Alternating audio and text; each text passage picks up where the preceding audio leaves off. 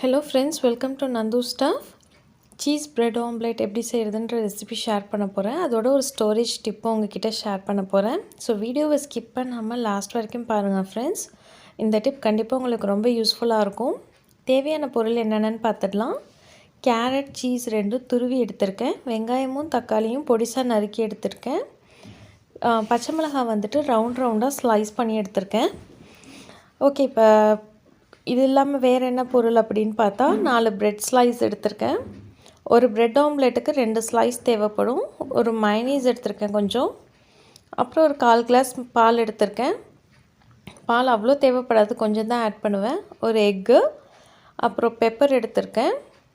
பட்டைப்பொடி, இது ஆப்ஷனல் தான், இருந்தால் நீங்கள் எடுத்துக்கலாம், இல்லைனா விட்டுருங்க. பட்டைப்பொடி நம்ம வீட்டிலேயே ரெடி பண்ணிக்கலாம். மிக்சியில் போட்டு பவுட்ரு பண்ணி நல்லா சலித்து எடுத்து வச்சுக்கலாம். எக்கு ஃபஸ்ட்டு நல்லா பீட் பண்ணிக்கலாம். கொஞ்சம் கூட திப்பி இல்லாமல் நல்லா பீட் பண்ணிக்கணும். ஸோ ஃபோர்க் வச்சு பீட் பண்ணுங்கள், பெட்டராக இருக்கும். ஸ்பூனை விட ஃபோர்க் நல்லா பீட் பண்ணுறதுக்கு ஹெல்ப் பண்ணும். இதில் நான் கொஞ்சோண்டு ஒரு பிஞ்ச் சால்ட்டும் கொஞ்சோண்டு பெப்பரும் போட்டிருக்கேன். பட்டைப்பொடியும் ஆட் பண்ணிக்கிறேன். அதில் நல்லா பீட் பண்ணிக்கலாம். இதை போட்டுட்டு உங்கள்கிட்ட பீட்டர் இருந்தால் நீங்கள் அதை வச்சு கூட பீட் பண்ணிக்கலாம். நீங்கள் கையால் பீட் பண்ணுறீங்கன்னா ஃபோர்க் தான் பெஸ்ட் ஆப்ஷன். ஓகே, நல்லா பீட் பண்ணிவிட்டு அதுக்கப்புறம் நம்ம ஸ்டவ் ஆன் பண்ணிக்கலாம். கல் ரொம்ப சூடேறிடுச்சுன்னா நம்ம இதை ஊற்றினோன்னே ஒரு மாதிரி வெந்த மாதிரி ஆகிடும். ஸோ கல் அவசரப்பட்டு சூடு பண்ணிட வேணாம், ஆன் பண்ணிட வேணாம் ஸ்டவ்வை. இதில் கொஞ்சோண்டு பால் சேர்த்துக்கலாம். ஓகே,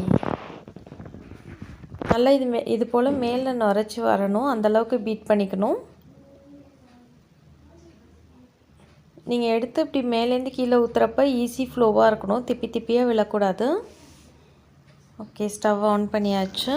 கல்லில் ஸ்டிக்கி ஆகிடக்கூடாது, அதனால் நல்லாவே எண்ணெய் தடவிக்காங்க. நெய் கூட தடவிக்கலாம், கீ ஆர் ஆயில் உங்கள் விஷ் தான். ஸோ எதுனாலும் நல்லா தடவிக்கணும். ஓகே, ஊற்ற ஆரம்பிக்கலாம். ஃபஸ்ட்டு இது போல் கொஞ்சமாக ஊற்றிக்கோங்க, ஃபுல்லத்தையும் ஊற்றிட வேணாம். எக்கை போட்டு நல்லா பெரட்டி, ஃப்ரண்ட் அண்ட் பேக் போட்டு பெரட்டிக்கோங்க. ஒரு ஓரமாக வச்சுட்டு இப்போ எக்ஸஸாக இருக்கிறதையும் அதில் போட்டு இதே போல் ஃப்ளிப் பண்ணி போட்டுக்கோங்க. எக்ஸஸாக இருக்கிறத சைட்லலாம் ஊற்றி விட்டுருங்க. ஓகே, இது ஒரு சைட் நல்லா நான்ஸ்டிக்கியாக டோஸ்ட் ஆகணும். கீ ஒரு ஆயில் ஆட் பண்ணிக்கோங்க. நான் ஆலிவ் ஆயில் போட்டிருக்கேன். உங்களுக்கு கீ கூட நல்லா டேஸ்ட் கொடுக்கும், இல்லை ஆயில்னாலும் போட்டுக்கலாம். கொஞ்சம் ஓரளவுக்கு ஒரு 3/4 பதம் வெந்தோன்னே இதை நம்ம திருப்பி போட்டுடலாம். இதை மூடி வச்சு செஞ்சோம்னா நல்லா சாஃப்டாக இருக்கும். ஸோ இது போல் மூடி வச்சுக்கோங்க. ஜஸ்ட் ஒரு 2 மினிட்ஸ் மூடி இருந்தாலே போதும். இப்போ திருப்பி போட்டுடலாம். இது மாதிரி ஒட்டாமல் ஈஸியாக வரணும் எடுக்கிறதுக்கு. முடிஞ்ச வரைக்கும் 2 பிரெட்டையும் சேர்ந்த மாதிரி திருப்பி போட பாருங்கள். ஓகே, இப்போ இன்னொரு சைடு வேகிறதுக்குள்ளே நம்ம இந்த சைடு மைனீஸ்லாம் போட்டுடலாம். மைனீஸ் நான் வீட்டில் செஞ்சது தான். நான் உங்களுக்கு ஒரு வீடியோ அப்லோட் பண்ணுறேன் மைனீஸ் எப்படி செய்கிறதுன்னு.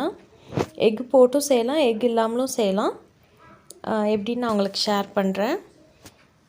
இப்போ இதில் வந்துட்டு நம்ம வெங்காயம், தக்காளி, பச்சை மிளகாய், கேரட் இது எல்லாத்தையுமே வச்சிடலாம். சீஸை வந்துட்டு மேலாப்பில் வைக்கலாம். அப்போ தான் நம்ம அதை க்ளோஸ் பண்ணி ஃப்ளிப் பண்ணுறப்ப சீஸ் அழகாக மெல்ட் ஆகி வரும். ஸ்டஃப் வந்துட்டு இதில் கொஞ்சம் நல்லாவே லோட் பண்ணலாம் ஸ்டஃப்பை. பிகாஸ் நீங்கள் க்ளோஸ் பண்ணி இந்த தோசை திருப்பியால் லேசாக இப்படி அமுக்குனிங்கன்னா செட் ஆகிடும். ஸோ பயப்படாமல் ஸ்டஃப் பண்ணலாம். அதுக்குன்னு ஒவ்வொரு ஸ்டஃப்பும் பண்ணிட வேணாம், ஓரளவுக்கு ஸ்டஃப் பண்ணலாம். அதில் கிட்ஸுக்கு வந்துட்டு இது ஃபுல்லி லோடடாக இருக்கும். ஸோ அவங்களுக்கு பெஸ்ட்டு வே கொடுக்கறது, ஏன்னா அவங்க எக் ஆம்லெட்டுன்றப்ப சாப்பிட்ருவாங்க. இப்படி லோடடாக கொடுத்தோம்னாக்கா கொஞ்சம் ஈஸியாக நியூட்ரிஷியஸாக இருக்கும் அவங்களுக்கு. ஸோ இது போல் திருப்பி போட்டுட்டு நல்லா இப்படி ப்ரெஸ் பண்ணி விட்டிங்கன்னா செட் ஆகிடும். ஸோ அனதர் சைட் ஃப்ளிப் பண்ணிக்கலாம். ஒரு 1 மினிட் வந்துட்டு கலரில் இருந்தால் போதும், சீஸ்லாம் வச்சதுக்கப்புறம்.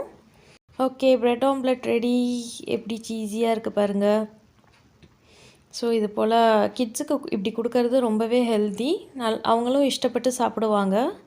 இப்போ இந்த டிப் என்னன்னு பார்த்துடலாம். கவரில் இது போல் வாங்குகிற ப்ராடக்ட் வந்துட்டு நம்ம பாக்ஸில் கொட்டிட்டு எக்ஸஸாக லெஃப்ட் ஓவர் இருக்கும் இல்லையா கவரில், இது நம்ம ரப்பர் பேண்ட் ஒரு டைமும் ரப்பர் பேண்ட் தேடி எடுத்து போடுறது கஷ்டம் இல்லை.